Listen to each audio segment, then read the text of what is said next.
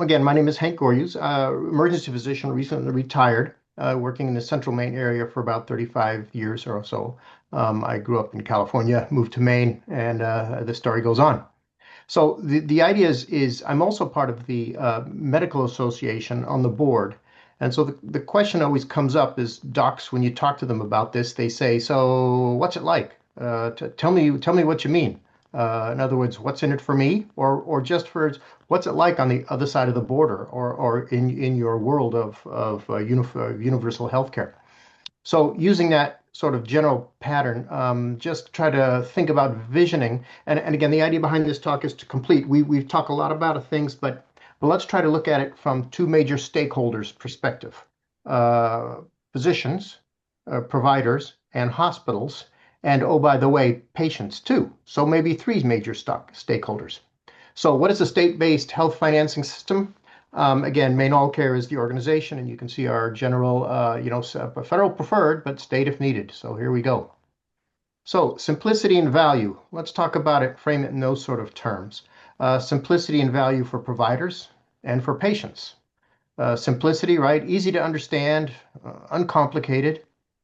Value in healthcare is a complex measure comparing patient-centered results like survival, function, satisfaction against the total cost of care, okay, including direct cost, time, effort, and downstream impact. Or general definition is what are you getting for your money in this regard? And the next. So this is what I call slide number one for me. This is usually what I start with because it usually gets groans out of the audience who hasn't seen this before. So who has value in healthcare if you were to look across the world? All right, well, there's a group, of course, in the center there, and then there's United States. There's this outlier here. So in other words, who has value? Well, other countries tend to, right? Not us. I really need one that's a little later than 2015, but I just love the coloring of the spaghetti chart and all the countries on there so people can go, oh, really? Even Italy, it lives longer than we do, or it is cheaper? Yeah, right, even Italy. Okay, so there you go. Okay, so next slide is another value or simplicity data point. What goes into the cost to get a bill out the door versus our competitor countries? So, in other words, let's say you go into the hospital, you have your appendix taken out, you leave, that costs $10,000, but a bill needs to be generated and sent to somebody. So, who gets that bill and how much does it cost to generate that bill? Well, in the United States, it costs $220 to generate that bill. In Canada, it costs $6. So, again, when I show this to a Rotary Club or a business group, I ask them, who's paying for this cost? And if this was a business came across your spreadsheets in a business, what would you do? You'd try to find a way to get those costs down from $220 down to $6. And again, you can see all the eligibility, coding, submission, rework, financial counseling. This was a time study where the authors of the study followed people around with stopwatches and stuff and sort of looked through it all. Um, so again, and is this a proxy for waste? Where's this money going? Who's paying for it? Okay. We'll keep asking questions here. How about complexity? Where's the value in simplicity? Complexity is sometimes the opposite of simplicity. And here's a data point on chart length. And think of this as a marker of complexity for providers' practices and your HR department. Again, if you give this to a business thing, they have an HR department. And mostly I get groans from physicians because they all know that they have to do this sort of length of note to generate the billing document in the United States, while your international doctors only have to generate 1,000 characters in each one of their clinic notes, while in the USA it's 4,000 characters on average. Simplicity or value? Who's getting it here? And is this a proxy for complexity throughout the system, as well as that $220 charge versus cost versus $6? So we, of course, in this group know how to generate value and simplicity. These are the 6 common items that we often promote. They're basically an extension of Steve Gempel's work of 6 principles: a single government linked payer that pays providers directly with no subcontracting mechanisms to competing risk-bearing entities that are doing it for a profit. Right? So we have a a 5% admin rate, while our current US system, everybody else in the world has a 5% admin rate, while ours is 20%. Budgeted payments to institutional providers of care, including hospitals, et cetera, and all the other institutions. Number three, a negotiated, simplified, and standardized fee structure for individual and mostly independent providers. And in the international models, fee for service, FFS, is still the predominant model. And we'll talk about why that's an important comment for later. And of course, we know everybody else negotiates drugs and durable equipment for half the cost. And that number five, there's no link to employment, and patients have no or small payments at point of service, right? We usually, if they do have any like that, usually it's a maximum out of patient, so that, in other words, patients don't go bankrupt in other countries. And again, these are the 6 common points that we use, and certainly you can use any of this information for when you make your arguments. So value, how to frame it in the healthcare reform.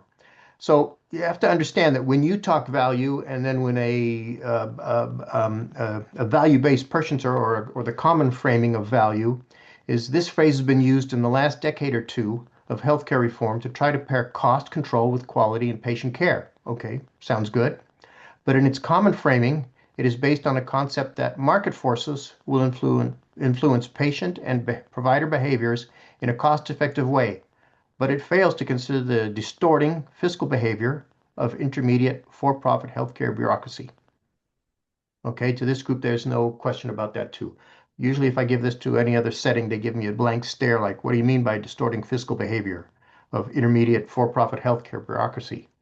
Well, there you go. It's based on the 1980s design of managed care, and this paradigm is still not shown to have significant net healthcare effects, costs, excuse me, savings, except to increase them by added administrative complexity and administrative bloat and diversion of funds. So value-based care, if you hear that comment and you begin in a discussion with somebody in that, make sure you clarify that this current usage is a cover for the continuing wasteful appropriation of healthcare dollars by fiscal intermediaries like insurance companies and their owners. And of course, try to get them back to, well, let's talk about value-based care in a different setting, and also don't confuse it with clinically relevant bedside or patient value. It's all about the money, and other countries have demonstrated better value. So that's how you can steer that conversation with value-based care. So again, this is something that, just to review, and many of you already know this information quite well, the USA healthcare value paradigm started in the 1980s with managed care, and the idea was to incentivize all parties via financial risk. And of course, over time, from managed care, MCOs to HMOs, Medicare Advantage in the early 2000s, high deductible health plans, value-based purchasing, accountable care organization, MACRA and MIPS, and I can never remember the acronym of the meanings, DCE, REACH, and now we're into WISER. And of course, over that time, what is the for-profit, market-based value paradigm done in the United States? Has it saved money versus the peers or not? No. It's a failed paradigm, and the outlier still can't find value, and it basically just gives more complexity for what purpose, other than extraction of funds by the processors. Two major stakeholders ask, okay, so find me simplicity and value. And the two stakeholders we'll talk about are physicians and clinics and hospitals. So that'll be for the rest of the talk here. So for one payer states proponents, what is the closest example for a state-based system? Well, it's the Canadian provincial healthcare system. And of those 6 principles, it has one collector and payer of the financing. It has fee-for-service arrangements with providers negotiated every 3 to 5 years between the provincial medical society and the provincial health ministry. 80% of the physicians are self-employed, and provincial health authorities organize and structure the costing of all the other sort of services and organize the hospital care and secure the institutional finances. So Canada has a provincial health system. Again, it doesn't have a single payer Medicare for all system. So the history of it is back in the 1860s when Canada became a country when it became independent, shall we say, from the United Kingdom, the provinces were tasked with providing or overseeing health care. Because again, remember back in 1860s, all they could really do was amputate your leg after a farm accident or something like that and give you some morphine, but there weren't no antibiotics or this or that, etc. So healthcare wasn't, quote, that expensive back then. But as it became more sophisticated and expensive after basically the Second World War, in the 1950s, Saskatchewan organized the provincial payment system. And Canada, again, we all know the history that all the provinces quickly, became part of that or had the same system. And in the 1980s, the Canadian Health Act got the federal government seriously involved and began having standards that would go across the nation. So one province's insurance would work in another, et cetera, et cetera. The main thing in the Canadian healthcare system is simplicity is the key. In enrollment, everyone. In premium collection by the single entities, the provincial governments, taxes. In payment to providers, okay, and for access and use by the patients. So simplicity, and we're going to spend some time looking at this sort of graph. A lot of this data comes out of the Commonwealth Health Fund. If you do there's the link there. They have a wonderful set of articles comparing about 20 different countries. And if you read through those over time, you'll get a good idea what's going on elsewhere. So using this schematic again, there is the federal government and there's the provincial government. So something similar to that would be what we would have. We would have a state government, right? One payer states, and we'd have a federal component. So again, the Canadian Constitution sort of split these sort of things. Our Constitution doesn't have that, these specifications in it. But again, there's the federal government that transfers payments and has, of course, all of the national oversight things you'd want, about public health, infectious disease. The government steps in if like in COVID, if there's a big financial need, the federal government will step in and pay for things. But pretty much everything else is organized through the provinces or the states, which is a model for us. Doctors, let's say there's the provincial territorial government or the state government. There's ministers of health and department and the Ministry of Health using the UK, UK type of language. There's the provincial territorial medical associations. There's the health professional unions, let's say nursing and allied health professions. And then there's hospitals and clinics that are organized via the regional health authorities. And we'll talk more specifically about that, as well as the doctors. And then there's patients, where have universal coverage and extended health benefits for all Canadian residents. Okay. Two stakeholders. Oh, would I skip over that? Two stakeholders ask, find me simplicity and value. So as a physician, I'm interested, tell me more. As a CEO or board member of a rural or financially stressed hospital, I'm interested, tell me more. But as a CEO of a financially dominant mega hospital in a for-profit system, I'm not sure I'm interested. But tell me more also. So the reason I separate out the hospital CEOs is because I've been on the board of a small rural hospital and have had the CFO come in and say, we're not sure we can meet salary next week, Thursday, unless two big checks come in from the insurance companies. And they should come in this morning. So I'm going to step out of this board meeting and I'll be back if they come in. And of course, suddenly the agenda on the board goes, what? You mean you're not going to be able to meet salary? So again, rural or financially stressed ones, the CEO wakes up in the morning and says, will I be able to, meet payroll? The CEO of a large mega hospital or for-profit system, wakes up in the morning and says, what new big building am I going to build? Or which rural hospital am I going to take over? So when you talk to your board member, then I would recommend, again, if you have a rural or financially stressed hospital, talk to the CEO. Better to talk to a board member who wants the care to stay local and is worried about whether or not they can meet payroll. I would bypass the CEO of a financially dominant mega hospital and I would try to talk to a board member and say, why are you on the board of this mega hospital? And is it to maximize profits or is it to provide health for your area and your region? So back to the schematic again for a Canadian type system. Um, so doctors and providers, there's the premier or the governor, there's the parliament or the legislature, and then there's a Ministry of Health. Let's say the DHHS, Department of Health and Human Services, or whatever DHS, whatever it is in your state. So the doctors, through their territorial medical associations, negotiate with the ministers of health for a fee schedule.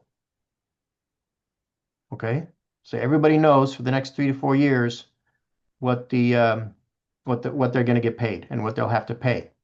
And you may say this is less sounds like a union organization or negotiation. If there's some union people in the call, you can tell me about that.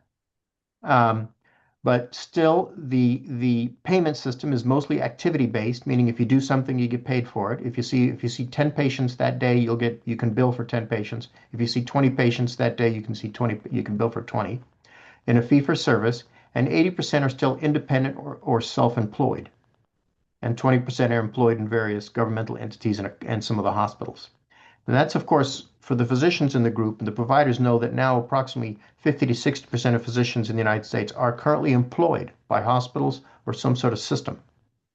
But 80% in Canada, and again, in most of the developed world in Europe, they're still independent and fee for service. There is some alternative payment methods exists, but depends upon the province. And doctors tend to self-organize into personal corporate entities and bill and get direct payment from the Ministry of Health. In other words, they're dentists. Like if you go to a dentist's office and there's one dentist, he's running his own business. He owns his own building. He bills separately. If you're with three dentists, usually each one is running their own business, and they sort of rent the building together. So there's a lot of different ways to do this. I think a third of the physicians in Canada are independent, and a third are in some sort of group, like 3 or 4 dentists in the same building. 3 or 4 doctors would be in the same building, but they all are independent corporate entities renting out the same building or whoever owns the building. General discussion of fee for service versus capitation. That is the big argument, is that fee for service in the current value-based argument, fee for service is the problem. Patients want too much stuff and doctors order too many tests. That's why everything costs too much. And that's why we need to capitate people. At the PNHP again for Steve Kemble, and there's people on who this argument has been argued back and forth, and PNHP has a couple of good articles on that for your reference. So let's say you're in Canada and you're a young GP. How would it work out? So this is young, let's say a 40-year-old person. He works in a fee-for-service arrangements. He has 3 different jobs because he's young and he wants to pay off his debt and bills, and he's et cetera, et cetera. He works 36 hours a week in an inner city clinic run by the Regional Health Authority. He takes low-risk OB call 3 times a month. He does 1 ER shift a month. He says, I keep track of all this on my laptop and submit it to the Ministry of Health, and 2 weeks later, they deposit funds in my corporate bank account. Okay. An older GP doctor, these are all personal stories. He has a per member per month arrangement because he's slowing down a little bit with the Ministry of Health. He has a panel of 1,800 patients. He works 4 full days in the office, and he owns his own building. He self-schedules a patient every 20 minutes. He takes call 1 out of 20 days with the other 20 doctors in the city that he lives in, so they cover each other. He has no hospital duties. He gives his own shots. And he says he does all his own billing on his laptop. He pays $300 a month for his EMR, which if anybody ever pays for an EMR knows that's a real bargain. And he submits the bill because he needs to document what he does to the Ministry of Health, and he gets a regular stipend. These are all personal communications, and I need to understand surgical and how proceduralist. I don't have a good idea how that happens in Canada, and we were supposed to have, or hoping to have, a Canadian physician on the call or on the meeting who would sort of critique my work and also fill us in on some of these details, but further work needs to be done. Hospitals, okay, another major stakeholder here. What are they problems? Again, hospitals, clinics, they all run themselves through the Regional Health Authority. Again, the same sort of government arrangement. And the Regional Health Authority, we'll talk about it more in a minute, it organizes all aspects of care. It can own the hospitals or clinics, or they can be run by nonprofits. Again, they usually get global budgeted, and lab and X-ray payments are pre-negotiated or part of the global budgets. Maybe this is a little too long for what, but hospitals can be public or private, mostly nonprofit. Some are publicly owned. It sort of varies by province, but they basically operate under global budgets, as you can read this here. I would say that at initiation, if some state was to suddenly trip, if the governor race in New York happens, or if something happens in Maine, would we be able to automatically globally budget hospitals? Would we have the ability to do that? Well, like Maryland can, and maybe Connecticut can, but I'm not sure that anybody else can just on the first year. So let's say at initiation, a state payer entity may have to pay hospitals as per the Medicare schedules, which everybody knows about, but this could change over time. And again, the CEO versus board versus community interest concerns. This is where you have to when you interact with a hospital board member, let's say, who happens to be a friend of yours, and you're at a cookout, or next time you're at a barbecue, and he says, "Tell me what it would be like." At least now you have some idea that you can start discussing with him. And the idea being is the hospitals no longer have to spend all this freaking effort time doing the billing. They can do patient care, and they can organize the care in their community. In other words, you tell them, would you rather open more mental health clinics and substance abuse clinics, or would you rather worry about at your board meeting hear about that, or would you rather hear about the new billing software that the hospital has to buy to keep up with the insurance companies? So what is the real cost? So you'll hear that argument too, right? There's a lot of questions. You can charge, this is an article, from Wall Street Journal. The list price is $50,000 to get your hip replaced or knee replaced, sorry, but the actual cost is $10,000. So it's true, hospitals are still spitballing, so you're going to hear lots of arguments about what's the cost and stuff. How much does it cost to get a TSH, a thyroid stimulating hormone? Well, this is a copy from my lab. The charge was 201. The negotiated price discount was 183 to the hospital, and they paid the hospital $18. What's the real cost? I talked to a lab tech. I said, what's the bench cost for a thyroid test? And they said, $5.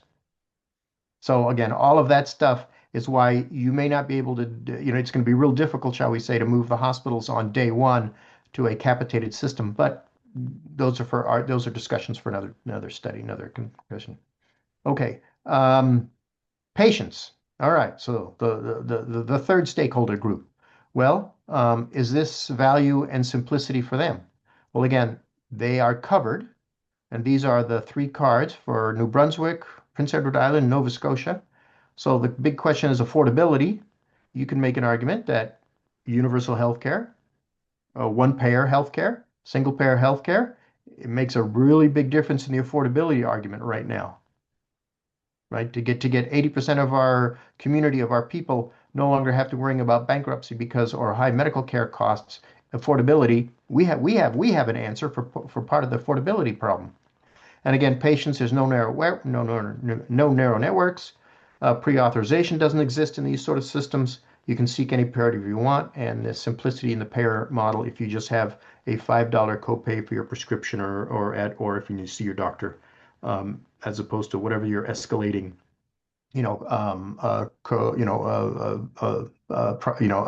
copay is, etc. So again, let's go back again. This was supposed to be oriented toward, let's say, physicians. So I got a link. I got a random email from Prince Edward Island, said, would I like to move to Prince Edward Island to work as a doctor? And so I clicked on the link. Okay, let me see what the thing is. And this is what came up. New 5-year deal with physicians will lead to better access and care for islanders and give PEI a competitive edge in recruitment and retention. And this was the picture that was on their website. So here is the president of the Medical Society. Here's the Honorable Minister of Health. And here's the Chief Executive Officer of the Regional Health Authority. Who's not in this picture? There's no insurance company in this picture, and there's no hospital CEO in this picture. So as a physician, you'd say, great, I don't have to mess with insurance companies, and I don't have to mess with hospitals per se, because I'm an employee of the hospital. You mean I don't have to be an employee of the hospital? I just have to deal with this person right here, who's the Minister of Health. Um, so just to give the idea that what the simplicity is or what the difference is. Again, here is from the websites from the Medical Society from New Brunswick. Ratify 4-year agreement. That was in 11/2025. Nova Scotia has a physicians agreement. I think they in the 3-year period there, I read they got a 10% raise, guaranteed over those 3 years. So at least everybody knows what they're getting paid and when they're getting paid and how much. So as a physician, is that something you can live with? So what are regional health authorities? Aren't these just like insurance companies? No, they're not. Let's say they have global budgets. They have no stockholders and they pay no dividends. Any excess funds are returned to the health ministry. There's no profit for risk taking.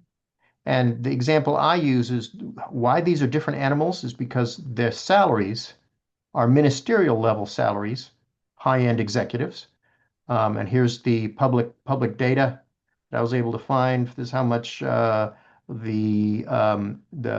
CEOs of the regional health authorities. So again, each one of these, there's 800,000 people in New Brunswick. So there's 2 regional health authorities.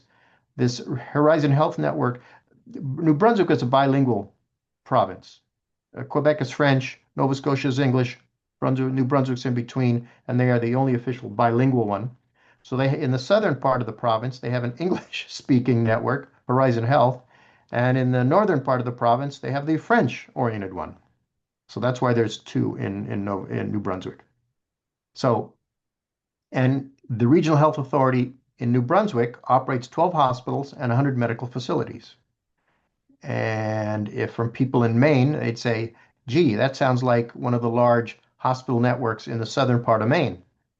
And this one has 11 hospitals and a number of community health centers. This one sounds like the health system in the northern part of the state of Maine. But regional health authorities generally plan, fund, and manage all the programs outside of the physicians. Physicians do their own thing. Everything else does their own thing. Nova Scotia, there's again the same idea, the links if you want to, and these are what they get paid. It's interesting. I had a discussion with, I won't say which province, but one of these directors in the province, he's a Canadian person, and this person said, I take continuing education with U.S. insurance company executives, and I get paid about a third to a quarter. He said, I'm covering 500,000 lives, and I get paid a good salary. But in America, somebody covers 500,000 lives and they get paid 4 or 5 times what I get. He says, yes, I am mad. Okay. And the question is, who produces value? Who shows value? All right. For one-payer states proponents, what is the closest example? Again, so Canadian provincial. The questions that always have to ask is there enough organizational capacity in a state to run a healthcare system? Well, yes, if you keep it simple. Maine has a population of 1.3 million, Nova Scotia 1 million, New Brunswick 800,000, Prince Edward Island 180,000. Okay, so if you keep it simple, you should be able to run a healthcare system in a one-payer situation. Is there enough financial carrying capacity? That question always comes up and we struggle with and we wonder too. And sorry about this was I tried to do more research, but couldn't get it. But here's that fuzzy out picture of GDP per capita. And again, here's the New England states and New Brunswick, Nova Scotia, and Prince Edward Island are there in that sort of burgundy color. And Maine, Vermont, et cetera, are in that orange. And you see, so basically GDP per capita. So the question is, if Prince Edward Island, New Brunswick, and Nova Scotia can carry a state-based system at their GDP of about 40,000, can Maine do it with a annual individual GDP of 61,000? And this is from just an AI sort of quick search. How about moral injury and burnout? And PNHP has done great work on this, but basically, can we find value and simplicity in our system when it comes to the greatest sources of moral injury and distress? The excessive documentation requirements, we have a slide on that. Prior authorizations, we'll talk about that in a minute. Treatment recommendations that patients can't pursue because of cost, we understand that. Feeling betrayed by a system that hinders their ability to care for patients, again, the cost factor, we understand that. And conflicts between their goals for their patients and the financial goals of their institutions. Do you work for Unum? Are you a Unum physician? Do you work for an institution or hospital district that says you can't do this or you can't do that? Or do you work, the question is, what can we help with reduced burnout with our one-payer systems? Yes, we can. If people wonder about cost containment, I don't have a lot of information on this, but instead of prior authorization denials, they do their quality by retrospective review, meaning seeing as how the province has all the billing data and outcomes and diagnosis, they can do good quality studies. And the personal information is as long as you're not in the last standard deviation, an outlier, you're probably going to be okay. In other words, and how it was described to me, since the province has all the billing data, if you stand out in year one, somebody calls you up and asks to explain your activities. And you say, well, I order 3 times as many MRIs, back MRIs as the other person because I'm a back surgeon and I deal with scoliosis. And they say, okay, great. Okay. But if you can't answer that, they may ask for some of their money back, or they'll say, maybe we need some education here from your practice. Maybe you're just aren't sure exactly how to take care of these patients. And he said in year 3, if they still think you're being frivolent with the money, you may lose your billing number. Okay, and again, these are all personal communications, and I would love to have a Canadian physician here to tell me to fill in more details. Mm-hmm. Hank, real quick, if I could just, about how much more presentation? I think I got about 4 more slides. Yep, okay, we just want to allow time for questions, right? Okay. Absolutely. Okay, so the question of wait times. So Canada, again, I was hoping the Canadian physicians would come explain that. But again, here's some other universal systems. So the question is, what is it about Canada? What is it about Sweden, where there may be some wait times? The basic design for state-based plan, we won't go into this, but there's a slide for folks to review later. So simplicity, yes. For providers. For hospitals, yes. For patients, yes. And we think we can provide value in healthcare in this complicated system. And why are we stuck? Well, money, power, ideology. You've heard all the arguments. Government sucks. Ronald Reagan said government's a problem. All the other reasons. Europeans are dumb and it ain't going to change. So thank you. And questions?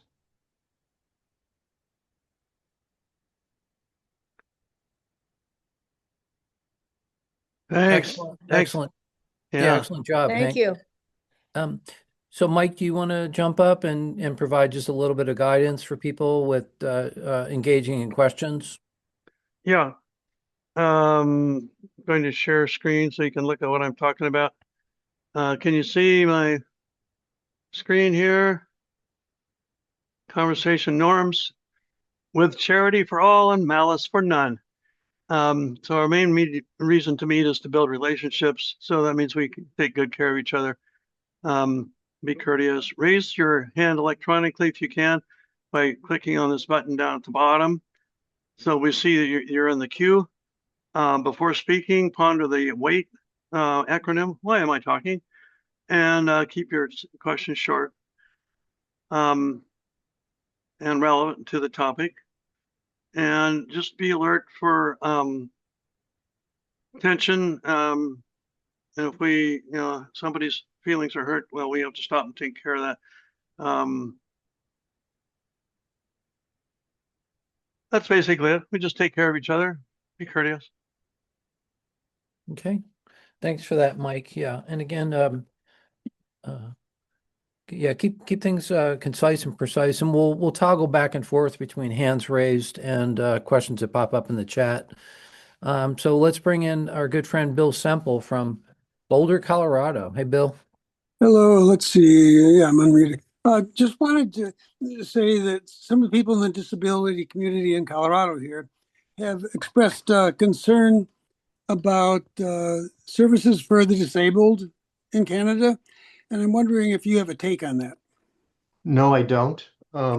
There's, Canada is a pretty progressive country. So the question is, the question I have is Canada, does it have a capacity problem? When I read articles about Canada, they always put up a map and they say, listen, we've got this huge country this huge country, and everybody lives on this thing here in about five different, large city areas, and everybody else is out in the rural. Do they have a capacity problem? Do they have a geography? Do they have I don't understand that. I need some answers from Canadians about that. All right. Thanks, Bill. Next up, let's bring in Mary Henrik. Hi, Mary. Hello. I'm on Oregon's Universal Health Plan Governance Board that's putting together the plan for Oregon. And, we're having a lot of these debates in our own group, as well as with others from the outside. But one of the things that we've debated about is regional entities. And in a state like Oregon, we've got about 4.2 million people.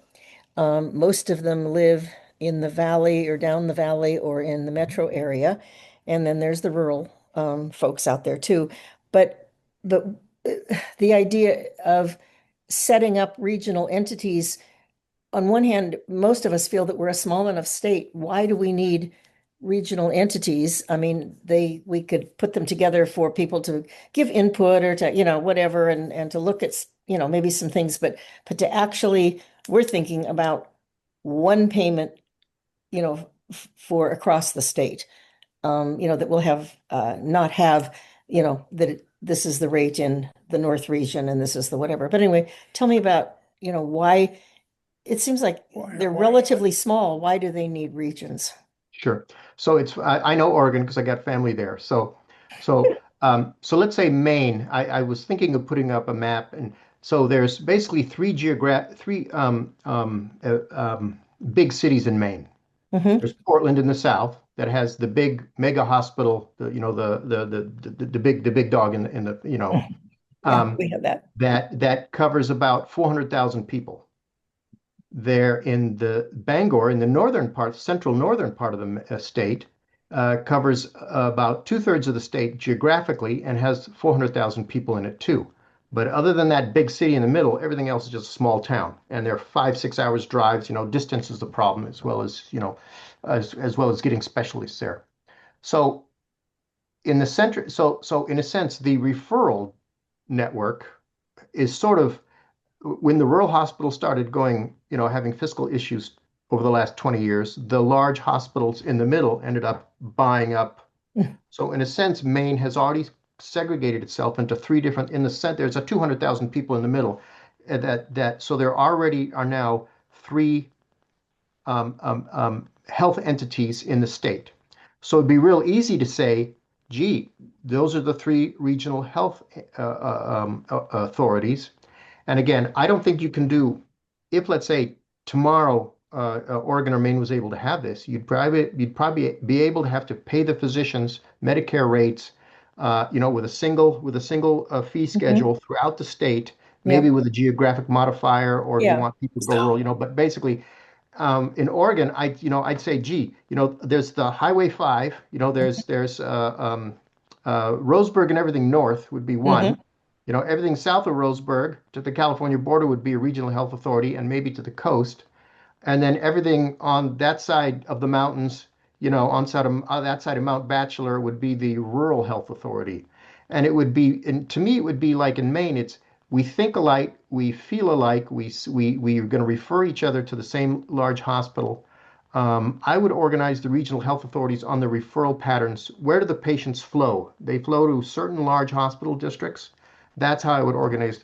Because in a sense now, the large hospitals in these three segments of Maine sort of dictate the policy anyway for the rural hospitals. Okay, So, thank you. So that's it. It just, I would look at how the patients flow, and I'd say that's maybe a logical yeah. Yeah. Like if I'm an ER doc and I have somebody that has to go to the big hospital, which big hospital do I call because it's closer or it has capability? That's the center of my regional health authority. Okay. Thank you. And again, it's basically to figure out in Canada, the doctors do their own thing. They really have nothing to do with the hospitals other than they work there. So who sponsors the hospitals? The regional health authority.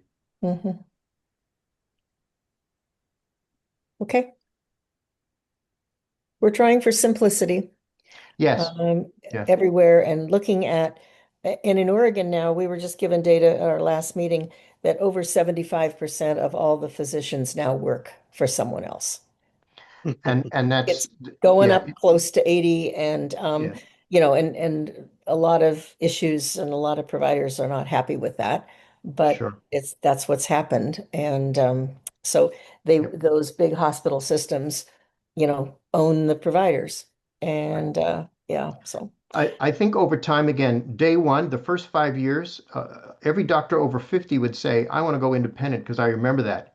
Every doctor under 45 will say, I don't want to go independent. I don't know what that's like. I don't know how to run a dentist's office or a doctor's office. So they would stay. But so you'd probably just keep paying them as they now, now the assignment, the payment would go to the corporate entity that employs them. But my guess is over 20 years that there would be leakage and doctors would start drifting out into the community again. So the payment system needs to change overnight. Everything else yep. takes time. Yep. And the reason the payment system needs to change overnight, what do you think is going to happen to the stock price of Unum or Cigna if tomorrow New York State had so it seems to me the financial part of paying has to change quickly. Everything else will happen over time. Thanks. All right, terrific. Thanks, Mary. And yeah, we do have a a presentation, by the way, on Friday at 9 Pacific, 12 Eastern, getting an update on the Oregon Governance Board for folks who are interested in that topic. Let's call up on, let's see, I see Kendall, Mays, and then Lynn Mista Keeler. Kendall, please. That's actually D. That's actually B. I'm sorry, I had to borrow Kendall's link because I Oh, couldn't find it. okay, That's- thanks. Yeah, so You- I'm Dee Chavez. I'm from Ohio, Cincinnati. And I work with Healthcare for All Ohioans. Kendall and I both work with it. Um, and my question, you mentioned the states of Connecticut and Maryland could easily uh, I guess, roll Global into budgets, a thing, local budgets, you said? global budgets for Oh, hospitals. global. Yeah, yeah. Okay, well, I thought that Maryland was already doing that, Yes. and do these, and then Connecticut is doing the single payer Medicaid, and we're Ohio, believe it or not, is interested in both of those ideas and working with some legislators. But so, and these things I would assume, and maybe you could explain how, would it lend to going forward with a single payer plan as a state. Can you explain, is that true? And can you explain how that would work? Yeah, so if let's say you were to have, I think you'd go to a hospital CEO and say, how much cash do you have on hand? And a small rural hospital would say 15, 30, 45. A large big hospital would say 300, 400, plus whatever I've got offshores, And so you'd say to the ones that have 30 days cash on hand, we will pay you based on the last 5 years of your budgeting process. And our goal is to make sure you always have 45 days cash on hand. And that would be a quote, in a sense, a global budget. Now, you'd quickly have to get hold of them and get reins of that, because suddenly next year's budget is twice what it was this year, right? And you want to keep so there. And to the hospital that has 300 days cash on hand, you say, we're not going to pay you anything until you got 45 days cash on hand. Let us know when you're. I don't know how I do it. Yeah. But Okay. that is beyond my expertise. But that's why the question is, you'd probably have to keep. The only way I can imagine, you'd have to be paying him on an activity based until you got other things settled out. You got the provider, the doctors paid, and the nurse practitioners paid, and the clinics paid, and everything. And then you'd have to say, oh, by the way, hospitals, all that DRG stuff, and the fact you got 300 days cash on hand. We don't think you should have 300 days cash on hand. Well, you can keep the money, but you need to show us that you're building out mental health, substance abuse. You're not just going to build big buildings. You're going to do clinical useful. Anyway, so I don't know. Again, Maryland could be able to model that for us, but everybody else, I don't know how they do that. But why did you mention Connecticut with that too? Maybe I overspoke there. I was missing up the Medicaid, the fact that Connecticut has Yeah. taken back some of its. Okay. It seems like it would you know, kind of lend itself to that, but I just wondered if specific. Thank Right. you. Mhm. Thanks. Terrific. All right. Thanks, Thanks, Dee. Appreciate it.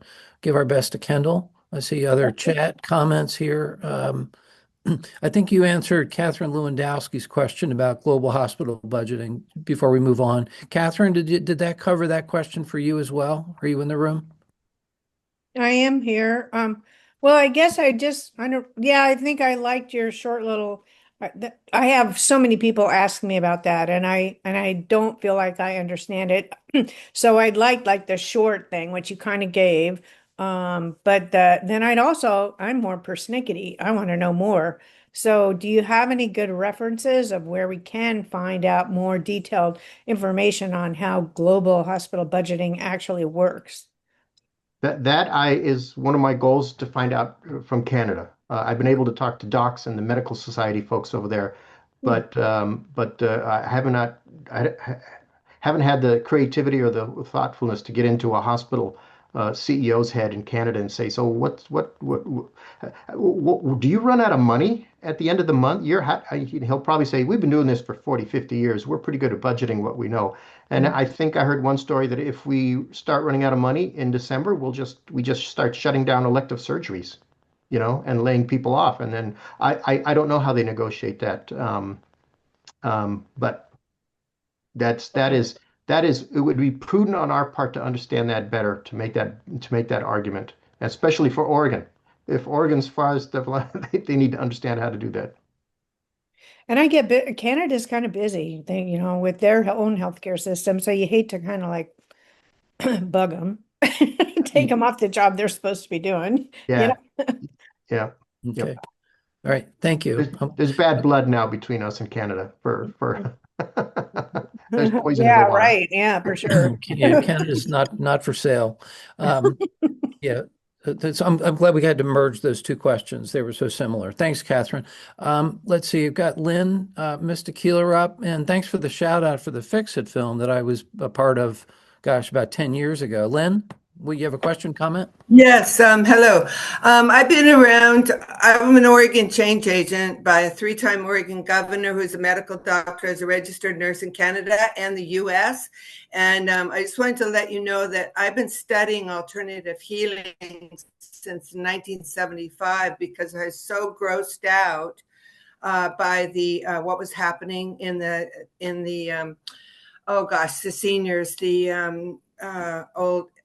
the elderly care systems, and the mental health care was deplorable, disgusting. That was in 1975 and hasn't gotten any better. And if people don't understand, I put information in about the history of Big Pharma and the Vatican.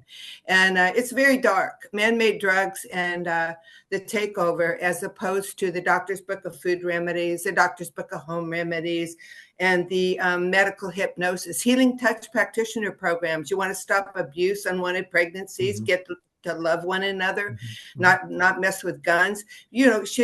Family constellation counseling. I mean, they have stopped, Big Pharma has stopped since Lynn? 1939, every alternative healing. There's a massive, and the multicultural, the beauty of our cultures, they're wiping them out, with Thanks, war. Lynn, thank you. I was going to ask, did you have a question related to Hank's presentation as well? No, we appreciate your sharing. What's that, Mike? She'll have to unmute. Yeah. Sorry, yes, okay. Yeah, Hank, have you seen Fix It, Health at the Tipping Point by Unfinished Business? Yes. Has anybody?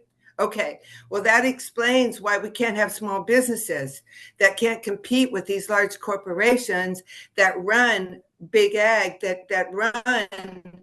Okay. The Bayer Monsanto merger. Did you know Bayer bought Auschwitz? Did you know that? I mean, if you don't know the history of Big Pharma, man-made drugs, and the doctors, and okay, Dr. Peter Brigham, PhD in forensics, the top 50 drugs given by Big Pharma cause suicide and homicide. They're listed openly as side effects. Okay. Thanks, we Lynn. need alternative healing bases. That's Yeah. I'm sorry. Yeah. I had to pull the mute button. Sure. Yeah, Well, yeah, thanks. Thanks. well, Lynn, yeah, absolutely. Everybody can drop information in the chat, share information, but let's kind of stay on topic a little bit as to what, Hank is presenting. It doesn't mean what other people have to say isn't valuable, but, we're here to engage with our presenter in a respectful way. So at this point, Mary Henrik has a hand up again. But I want to make sure that we cover other people before we bring Mary up again, if you don't mind. I just want to make sure we had questions from Betsy Armstrong in the chat. Since medical provider support is essential, how is this info relate to local physicians? I don't know if you saw that one, Hank. Since medical no. provider support is essential, how is this info relate? That might be the question that the Canadian doc could do a better job of answering. It's sort of in the weeds question. Is it in the Michael. chat there? Yeah. I think it's really a question probably more appropriate for a Canadian doc. Michael Bacon asks, what about the myth of long wait times in Canada? Can you speak to that? So again, the research I had is that there was a one slide I put up from the Kaiser Family Foundation where they track these. Evidently, wait times in Canada are there. And again, when I try to understand it, when I talk to Canadian docs, they say, so we don't have wait times for medications. In other words, for if people have their inhalers, people have their insulin, people have their medications. That is pretty good in Canada, they say. Now, if you want your hip replaced, you'll have to wait a year and a half to get one hip replaced, and instead of and then you'll have to wait another year and a half to get the other hip replaced, electively or your knees. So the question is, what do you ration? Do you ration basic medications like inhalers and insulin, or do you ration knee replacements? And again, that sounds to me more like a capacity problem because if you go to Germany, there's no waits. The wait times in Germany are better than they are here. Switzerland, there's no waits when you look at the data. So the question is, the question you have to add, the question behind the question is, your single payer, your socialist systems produce wait times, and Americans don't like wait times. And I'll say, well, wait a minute. Germany has Taiwan has, all these other countries have universal healthcare systems, and they don't have our wait times, or they have comparable wait times. So, what is it about the wait times and the systems, or the amount of capacity or spending? Or again, Canada's a big country with a thin population, and if you're living in rural Canada, you're going to have to wait because the capacity just isn't there. I think I read some stuff that most of Europe does almost 1.5 times the MRIs that we do. Well, that sounds like a different Tuesday night day, exploration as to what wait times are among. Go to Kaiser Family Foundation and look at the wait time metrics they have there. They have lots of information there. KFF, yeah, thanks for that. And their MRIs are a fraction of the cost that they are here as well, right? Right. Yeah. Betsy Armstrong has her hand up. Mary, I want to be respectful here. I'm just trying to bring other folks in. Thank you. Betsy, did you want to elaborate on your question in the chat, or is that what you wanted to do? Yes, Henk will appreciate part of this. I was tabling at Common Ground Fair last September, and my Ellsworth ophthalmologist walked by, and I collared him, and I was trying to give him the spiel, and he knew nothing at all about the whole. I mean, he said, "Oh no, I haven't heard of this." So how is it getting out to local? Since it will come down to a referendum, most likely in Maine, how is it getting out to the local physicians who can actually do some of their own proselytizing? Good question. All I can tell you is in the Maine Medical Association, we are working on that. Okay. Is it okay to do that when I go to my doctors and say, hey? Absolutely. Mhm. Okay. All right. You'll find about it's a third are ready to go. A third, let's just do it. This is stupid. This is killing me. It can't be worse than it is now, right? I've driven through Canada. It doesn't look like a wreck, right? It's not a failed state, right? It's okay. A third are say you're a damn commie, you're a socialist, and there's no way you can do it. But there's the middle third that needs to be convinced. And if you can talk to them, then we've got 2/3. Yep. And we're doing some good because this year at the fair, we had so many more people who volunteered to actually sign the list. So yes, we're getting somewhere, but thank Good you. for you. Good for Yeah, you. yeah. And the recent, I think it's Data for Progress survey found that that the support for Medicare for all is actually is ticking up, even when people know that they're going to be paying additional taxes. The support level doesn't drop as much as it previously has. So I think we have momentum here, Hank. So I appreciate you. Mary's been very patient. Let's bring Mary Henrik back in, and then we'll keep working through the chat. Mary? Okay, a couple of things. One, I guess response to wait times. I don't know, but in Oregon, you just hear comment after comment about people trying to get into someplace and being told 6 months. And people are using urgent care centers or ERs inappropriately, et cetera, because they can't get in. So I think this wait time thing, is a bit specious. But anyway, that's one thing. But we're having trouble with actually the chair and vice chair of our governance board, who are both physicians, who really have been sold on value-based payment. They believe this is, the best thing since sliced bread. It's really, and you try to show them the data and the cost of it. And I actually was the director of the Multnomah County clinics where we serve 50,000 low-income people in the old days. And I also started Care Oregon, which was one of the managed care organizations early on in 94 for Medicaid. And so I've seen the gaming on both ends and the amount of administrative time. So anyway, I'm just wondering if, I've really been trying to help get people to, stop wanting to do this. Mike Huntington, lots of us have been doing it, but it's frustrating when you kind of get people who are kind of the leaders of something and they're just convinced. So anyway, any more, I had an argument with one of the a professor of global health, Yeah. and she said, that we're really that you're inducing the cost and all of this, and that all the studies show that it's really done good stuff. Anyway, any Yeah. I think you got the gist. Hank, go. Yeah. Do you need more articles? Sounds like you got enough articles. yeah You know, for me, it's partly ideology. yeah What you're selling, Mary, can't be true.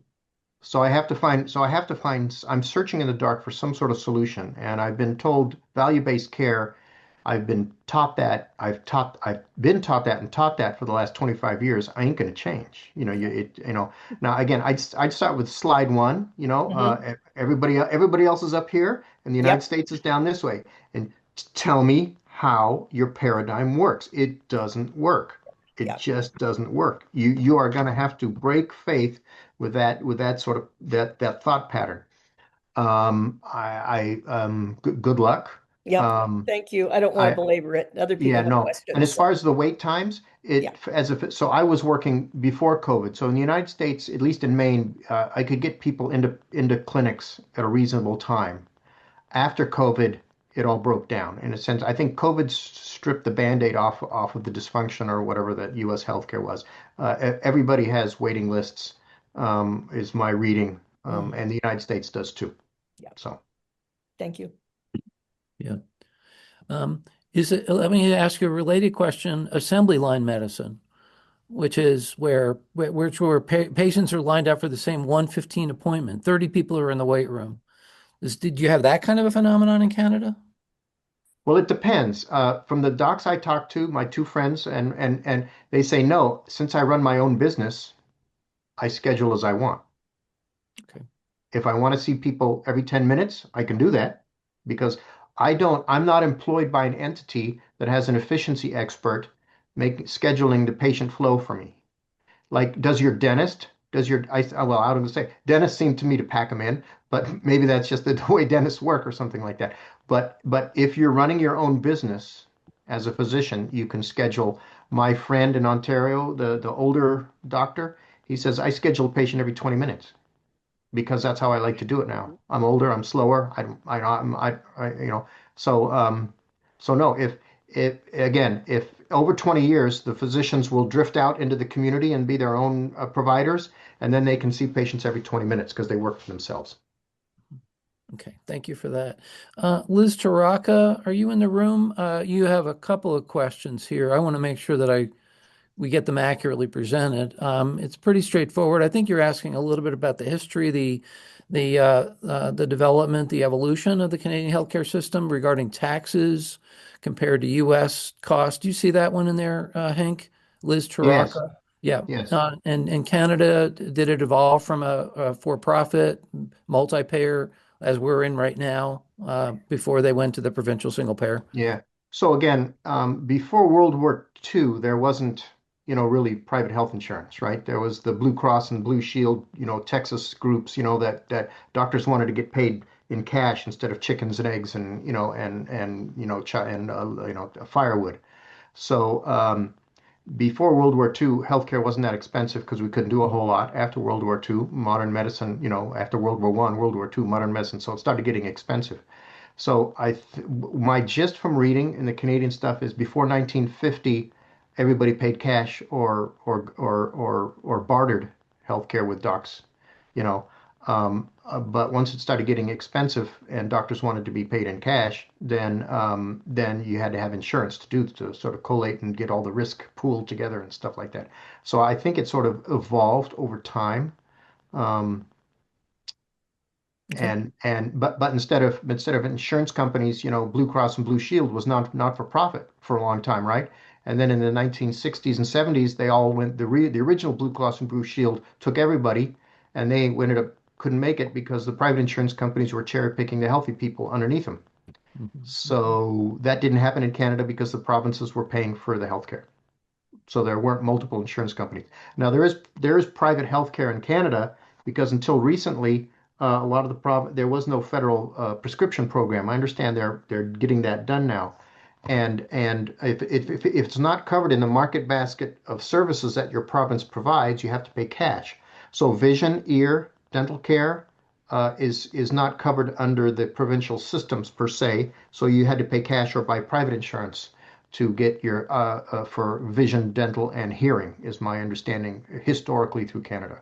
What it is now, I'm not sure. Okay. In the chat, there's a question from a new person, Betty Keller, not a new person. She's one of our great champions, but she's asking, where did you get the 80% of docs being self-employed in Canada? And does that vary province by province? It's personal information from docs, and I think I ran across it. If you go to the Commonwealth website and look at Canada, I think that's the quote in there too. Thank you. Okay.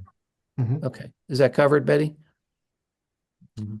Okay. I just want to I know your hand is up, Catherine. I'm trying to percolate through here so we get everybody covered before we go again back to the second round of questions. Let's see. Okay, I think we're pretty good. Catherine, question? Yeah, another kind of tricky question is how do we like best, because sometimes I'm not very politically correct, talk about how because you're in Canada, they've got their CEOs making $350,000 a year. So how do we like quite nicely talk about how we don't need CEOs that make, my old CEO made $1.6 million a year, and that's low for a hospital CEO. But in my opinion, if you want to see who runs a hospital, show up on a weekend or on a holiday. Yeah, it's the charge nurse at the head. And boy, it sounds like you've identified a stakeholder who may resist your efforts. I think that would basically be the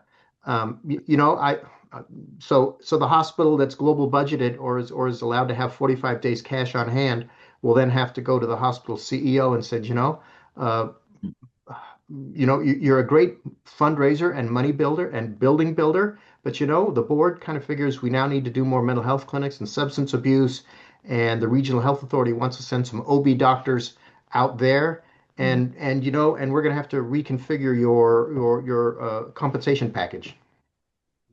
Okay. I mean, does that happen on day one or year one? No. Does that happen over time? I guess. Okay. And before you go, how do you pronounce your last name? Oh, Goorhuis. Goorhuis. Okay, Goorhuis? that's easy to remember. Okay, Goorhuis. Okay. Thanks. Okay, Uh-huh. thanks. Yeah, yeah.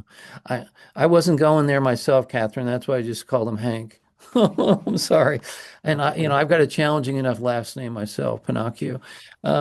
Anybody, there are still a few more questions. Betty, you've written a lot. Betty Keller, are you in the room? Do you want to ask a question? You have several comments. And questions. My question was only about the number because I had heard a higher number were self-employed of doctors.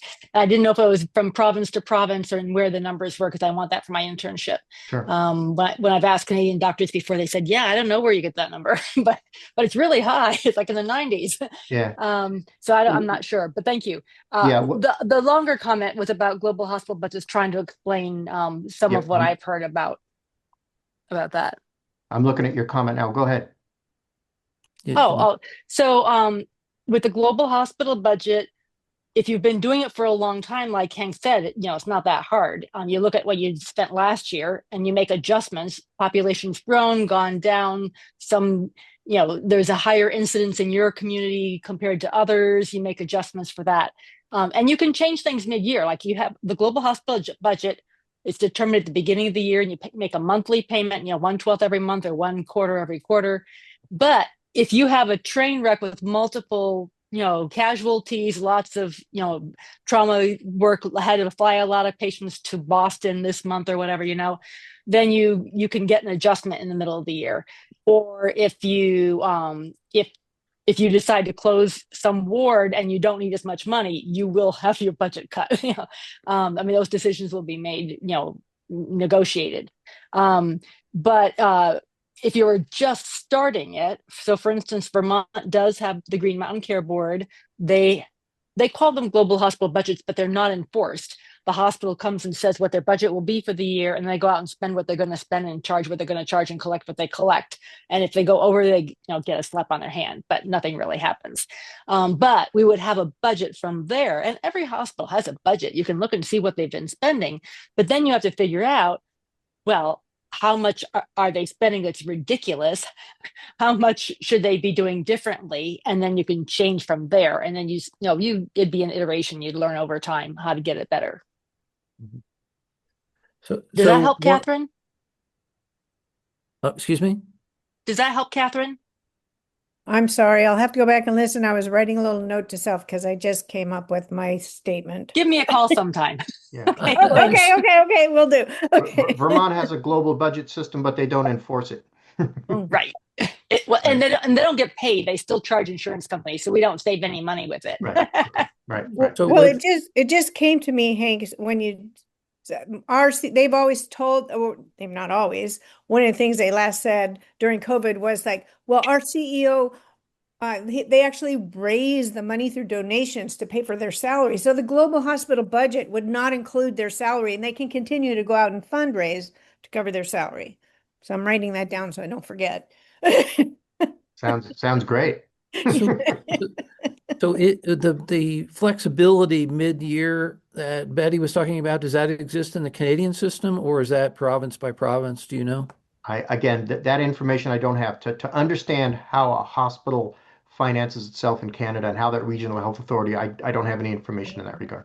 Okay. I think that those mid-year adjustments would only be under extreme circumstances. Typically, they would make the adjustments at the end of the year for the coming year. But if something really, like in COVID, they had to do something to send more money to hospitals, right? So, but it would be extraordinary circumstances like COVID that you would see something like that, a mid-year adjustment. Sure. Yeah.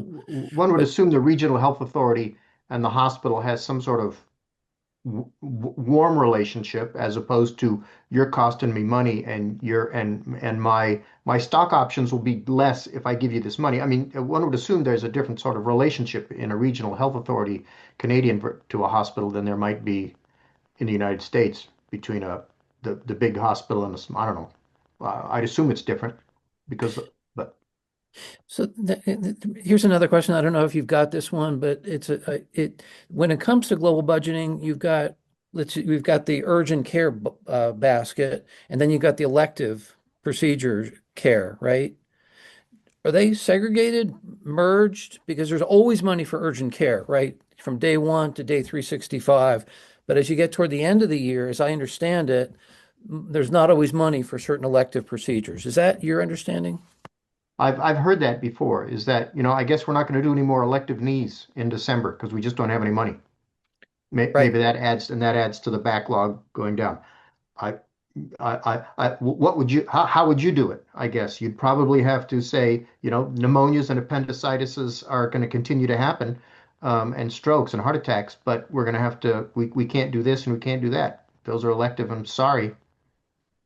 But Right. I assume that's how we do it. The question, Chuck, is not do healthcare systems ration?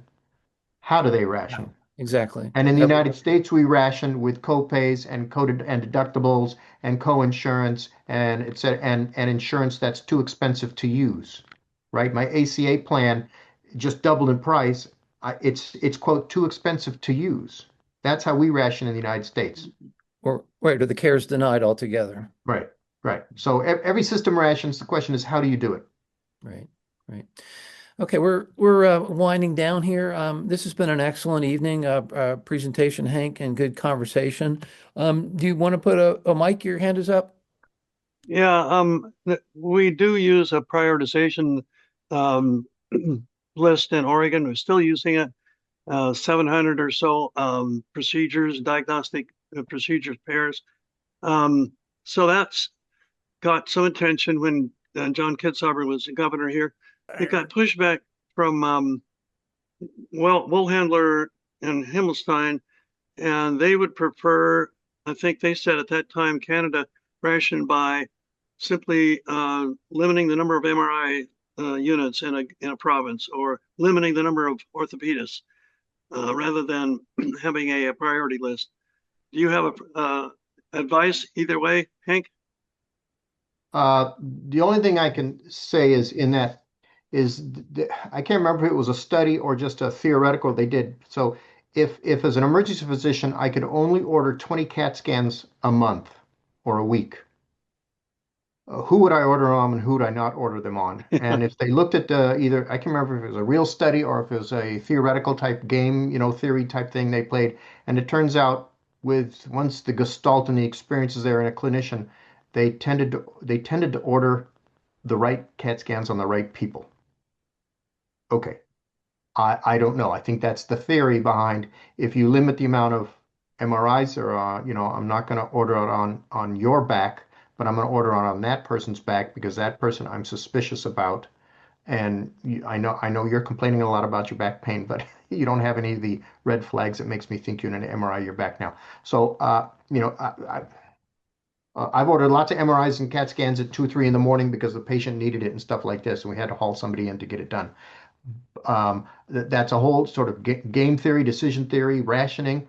I don't know. How do you make that discussion in a public setting, right? I mean, I don't know. Yeah. But that is certainly there is science or a certain amount of science behind their idea that if you just limit the amount of MRIs, you'll get cost savings. Thank you for that. Thank you. I dropped again in the chat for folks who want to contribute to the work we're doing. If you want to get involved, we have several work groups that may be up your alley. So thank you everybody for being here tonight and for turning out. Hank, you want to just give a final sort of rah-rah kind of here we go, give an action step, maybe something. Yeah. What should folks be doing right now? So when you talk to people, one of the things we do is talk to people, and questions will come up. So here was I think the goal was to educate you on a different aspect, right, of physicians, providers, regional health authorities, hospitals. How do you answer those questions? And so that was the idea is as you continue to advocate and as you go out and talk, at least this will give you a little more talking points or a little more, nuance. You can say, I have a point on that, or there's something on that. So just continue your good work and hope that Maine can get a ballot initiative funding together. Other than that, and good luck in Oregon, because you're leading the way. I think Oregon is leading the way. New York, things may drop suddenly in New York like that, boom. But right now, Oregon's leading the way. So good luck, Mary. Thank you. Thank you so much, Hank, and thanks so much for everybody being